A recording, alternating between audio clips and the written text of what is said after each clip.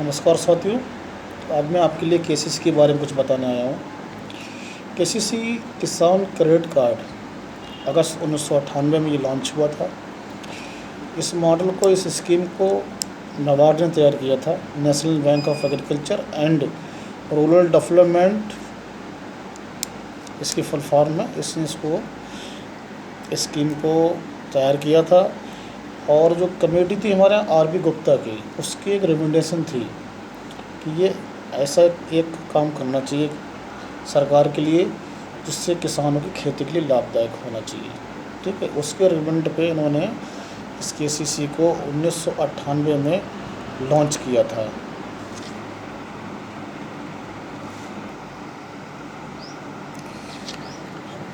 ठीक, तो अब इसमें केसीसी के बारे में हम जान गए, केसीसी क्या है, कब लॉन्च हुआ था, क्यों लॉन्च हुआ था। अब हम थोड़ा ये देखते हैं कि आखिर केसीसी कौन ले सकता है। जो किसान जिसके पास भी ज़मीन है, सारे किसान केसीसी के लिए अवेलेबल होते हैं। सारे किसान उसको पात्र हैं, वो ले सकते हैं उसके लिए। ठीक है, आप इसे ऑनलाइन भी कर सकते हैं, ऑफलाइन भी कर सकते हैं। ऑनलाइन करने के लिए क्या होगा, वो भी अपनी बैंक हो पास वाली, आप उसकी साइट पर जाइए, ऑनलाइन उसको सर्च कीजिए, केसीसी पे क्लिक कीजिए और सारी अपनी जानकारी भर दीजिए इस पर। ठीक है, 3-4 दिन के बाद बैंक आपसे संपर्क कर लेगी। तो तरीका ये हो गया। दूसरा तरीका ये है कि आप बैंक से सीधे सीधे संपर्क कर लें। ठीक, अब सीधे संपर्क करें केसीसी के लिए, उसमें क्या क्या डॉक्यूमेंट जरूरत पड़ेगी पहले आप इसको नोट कर लीजिए और समझ लीजिए इसके लिए।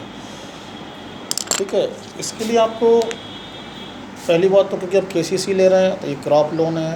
क्रॉप जहाँ करेंगे, जब खेती होगी तभी करेंगे, तो आप खेत के डॉक्यूमेंट्स है, खसरा खतौनी, हिस्सा फाटा है, आप इसको करवा लेंगे। हिस्सा फाटा जितना आपका हिस्सा आ रहा है काटा संख्या में, आप उसको करवा लेंगे। लेखपाल बना देता है तहसील पे, इसको ले लेंगे।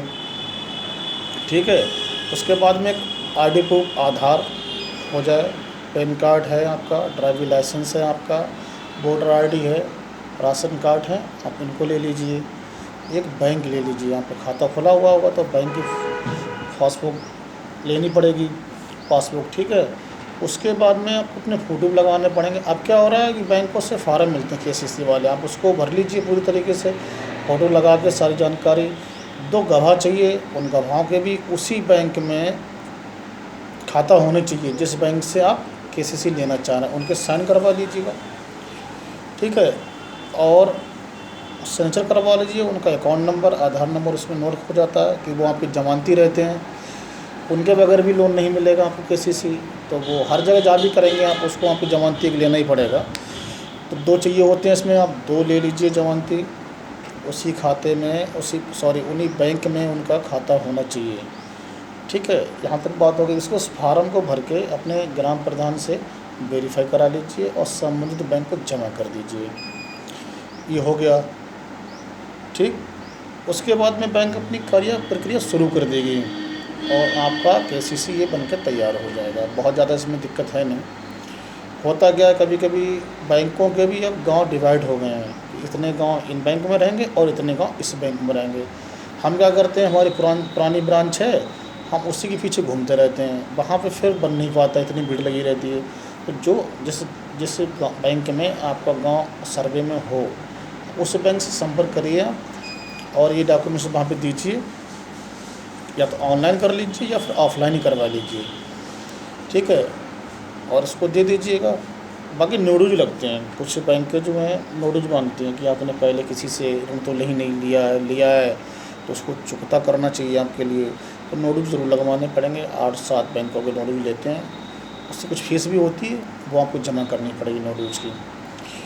ठीक, ये तो यहाँ तक की बात हो गई कि या तो हम ऑनलाइन करवा सकते हैं केसीसी या हम ऑफलाइन करवा सकते हैं। बाकी जितने भी किसान भाई के पीएम किसान योजना से जुड़े हुए हैं, ठीक है, वो सारे किसान इसको ले सकते हैं। केसीसी ऑनलाइन फार्म ऑनलाइन कर सकते हैं और वो ये केसीसी ले सकते हैं।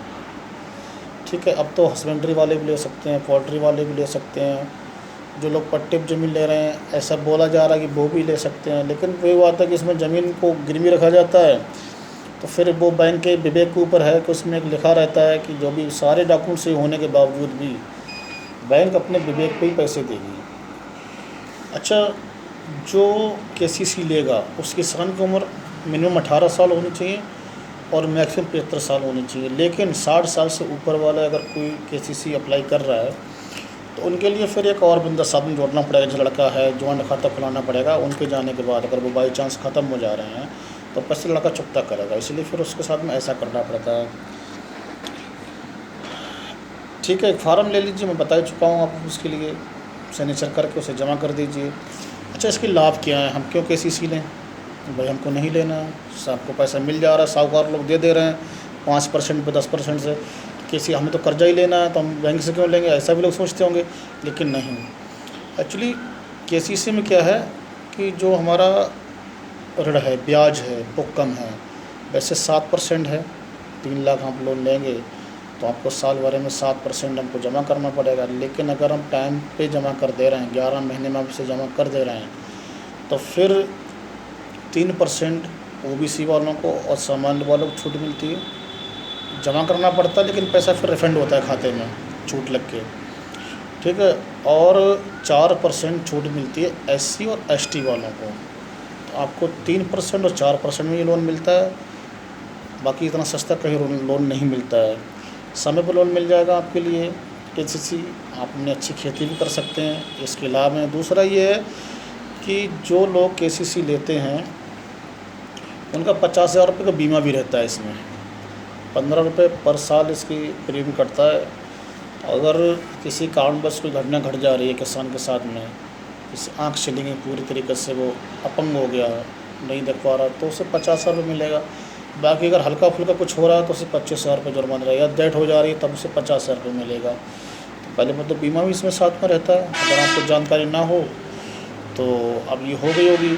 अच्छा, दूसरा ये होता है कि हमारा इसमें फसल भी रहती है, फसल का बीमा भी रहता है इसमें। आखिर मिलता क्यों नहीं? बहुत ज़्यादा शिकायतें आती हैं किसानों की कि साहब केसीसी खा ले था, फसल हमारी ख़राब होगी लेकिन हमको पैसा नहीं मिला।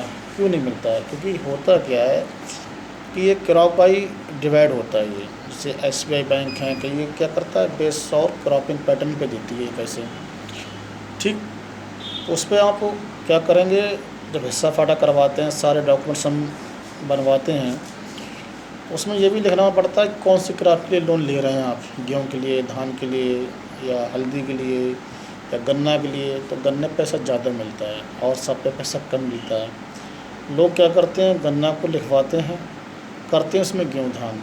जब नुकसान होता है तो सर्वे होता है, तो वहाँ पे गन्ना की फसल का सर्वे होगा, गन्ना में नुकसान होता नहीं है। और जो फसल बीमा योजना चल रही है, प्रधानमंत्री फसल बीमा योजना या और भी योजना चल रही है, उसमें गन्ना को रिसेट नहीं किया उन्होंने, गन्ना को ऐड किया नहीं है, तो गन्ना में इतना नुकसान होता भी नहीं है।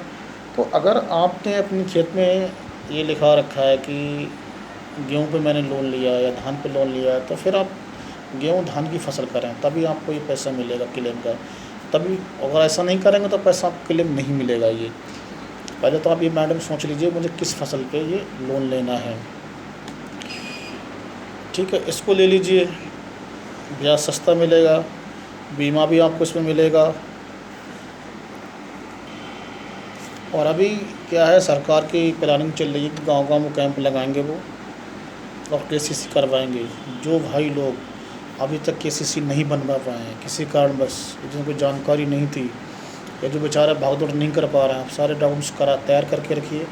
आधार की फ़ोटोकॉपी, बैंक की फ़ोटोकॉपी, हिस्सा फाटा, खसरा खतौनी, ठीक, स्टाम्प पर लिखवा के, एक स्टाम्प पर लिखवाया भी जाता है, सारा करके रखिए। वहीं आपको फॉर्म भरवा दिया जाएगा, लोगों द्वारा भरा जाएगा, जमा करवा दीजिए।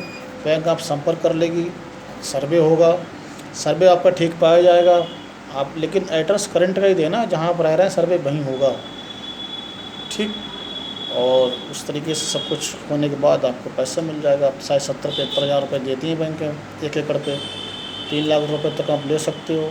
उसे रिफ़ंड करना पड़ेगा आपके लिए, टाइम से रिफ़ंड करते रहेंगे तो फिर और लोगों से ये लोन लेने की ज़रूरत नहीं पड़ेगी। तो ऐसी और जानकारी लिए अगर आपको चाहिए है तो इस वीडियो को आप लाइक करिए, सब्सक्राइब ज़रूर कर लीजिएगा।